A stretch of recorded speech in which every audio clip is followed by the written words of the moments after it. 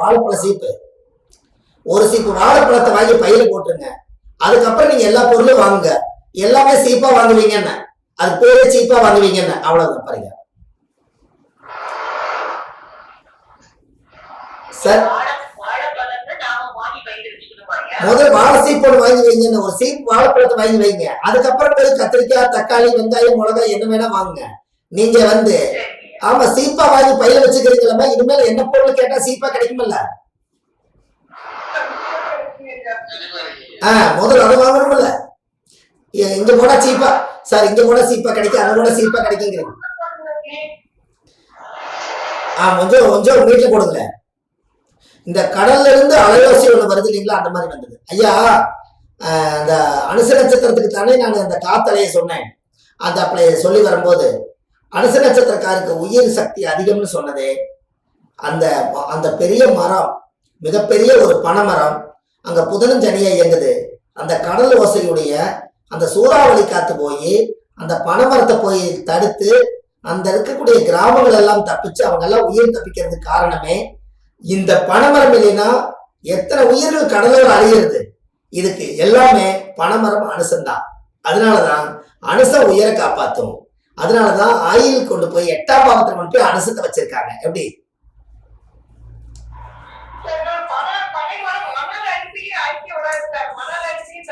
அது அது அது ரொம்ப ரொம்ப சந்தோஷம். அதுதான் பனை ஆயிரம் பறவை ஆயிரம், 1000 வருஷம் உயிரோடு இருக்குங்கிறமே.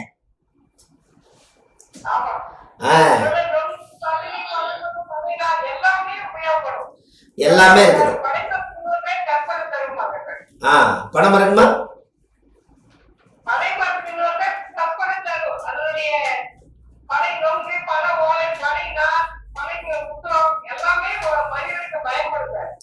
அதனாலதான் அந்த காலத்துல விசிறி செஞ்சு அப்படியே சாட் போட்டு அப்படி வீசுவாங்க. அவங்க நல்லா நீண்ட ஆயுளோடு காத்தோட்டமா வாழ்ந்தாங்களா இல்லையா? பனிசம் வீசுதா இல்லையா?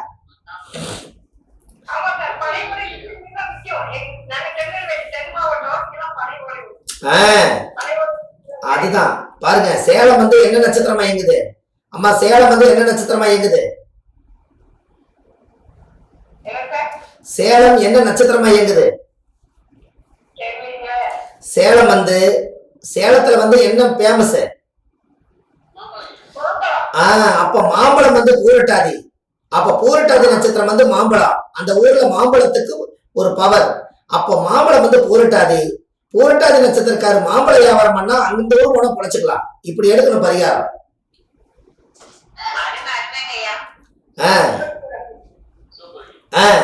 பூரட்டாதி நட்சத்திரம் வந்து குபேரன் பிறந்த நட்சத்திரம். அப்படின்னா சதய நட்சத்திரத்துக்கு 2வது நட்சத்திரம் பூரட்டாதி நட்சத்திரம். அப்ப 2வது நட்சத்திரம் தான் தனதாரை, காசு வரக்கூடிய நட்சத்திரம். அப்ப சதய நட்சத்திரக்காரர் எல்லாருமே டெய்லி காலையில பேங்க்ல போய் உங்களோட அக்கௌண்ட்டுக்கே ஒரு செல்லான் எடுத்து 1000 ரூபாய் பேங்க்ல கட்டி உங்க அக்கௌண்ட்டுக்கு வர வச்சீங்கன்னா அன்னையிலிருந்து காசு சும்மா குபேர நாட்டு வர ஆரம்பிச்சிடும். ஏன் அப்படி? பேங்க் என்பது குபேரன் இருக்கிறது, பேங்க்ல தான் அவ்வளவு பணம் இருக்குது. அப்ப பேங்க் இருக்கிறது குபேரன். அப்ப 2வது நட்சத்திரக்கார் வந்து டெய்லி பேங்குக்கு போயிட்டு வரணும். சதய நட்சத்திரக்கார் வந்து பேங்குக்கு போயிட்டு வந்தாங்கன்னா அவங்களுக்கு காசு வந்துகிட்டே இருக்கு. ஏன்னா 2வது நட்சத்திரம் குபேரன் வீட்டுக்கு போயிட்டு வர்றாங்க. இவர் குபேரன் நிறைய பேர்ல பேங்க் போகணும். இங்க இருந்தே நம்ம கூகுள் பேல அனுப்பக்கூடாது. செல்ல அங்க போய் பேங்க்ல போய் நம்ம பாதம் பட்டு அங்க இருக்கிறவங்களை எல்லாம் பார்த்துட்டு ஒரு டம்ளர் தண்ணி குடிச்சிட்டு ஒரு 1000 ரூபாய் நம்ம சொந்த காசை எடுத்து நம்ம அக்கௌண்ட்டுக்கே செல்லான் போட்டு கட்டி ஒரு சீல் வச்சு கொடுத்தா குபேரன் வீட்டுல போய் சீல் வச்சு வாங்கிட்டு வந்தீங்கன்னா காசு போய் கட்டிக்கிட்டே இருப்பீங்க, பணம் வந்துகிட்டே இருக்கும்ல.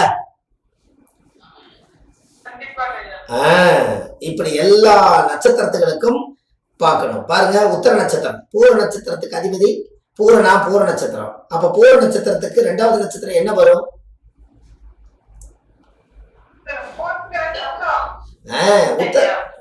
உத்தர நட்சத்திரம் வரும். கரெக்டுங்களா? அப்ப உத்தர நட்சத்திரம் வந்து ஐயப்பன் பிறந்த நட்சத்திரம். ஐயப்பனுடைய கோயில போய் மாதுளாம்பழம், உத்தரம் என்பது மாதுளாம்பழம் ஒரு 2 கிலோ வாங்கிட்டு போய் ஐயப்பன் கோயில வச்சு படைச்சு ஒரு பழத்தை ஐயப்பனுக்கு நைவேத்தியம் பண்ணிட்டு மீதி இருக்கிற பழத்துல ஒரு பழம் நீங்க கோயிலுக்கு உட்காந்து சாப்பிட்டுட்டு மீதி இருக்கிற பழமெல்லாம் அங்க இருக்கிறவங்களுக்கெல்லாம் ஒன்னொன்னு கொடுத்துட்டு வந்தீங்கன்னா உத்தர நட்சத்திரம் ஃபர்ஸ்ட் கிளாஸா உங்களுக்கு வேலை செஞ்சு பூர நட்சத்திரக்காரர்களுக்கு காசு வந்துகிட்டே இருக்கும் ஐயப்பன் கோயில் போயிட்டு வந்தா. எப்படி? அப்ப நாம வீட்டுல உட்கார்ந்துக்கிட்டு கணக்கு என்னென்ன கணக்கு போட்டாலும் முதல்ல அதை இயக்குனத்தான் அது வேலை செய்யும். விதை கையில் இருக்குது, போட்டா தானே முளைக்கும். விதைத்தவன் உறங்கினாலும் விதைகள் உறங்குவதில்லை. இப்படி எல்லாம் நீங்க பரிகாரத்தை கிரியேட் பண்ணி எடுக்கணும் பாருங்க.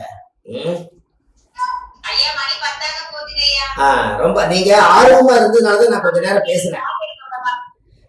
இல்ல நீங்க ஆர்வமா இருந்ததுனால முத நீங்க என்ன பார்த்ததுனால உங்களுக்கு நான் வந்து பேசுறேன். அப்ப நான் நிறைய உங்களுக்கு இந்த பரிகாரங்கள்லாம் நீங்க எல்லாம் வாங்க, உங்களுக்கு நிறைய விஷயங்கள் கொடுக்குற, உலகத்தை கொண்டு போய் சேர்த்துங்க, நல்லபடியா இருக்கட்டும்.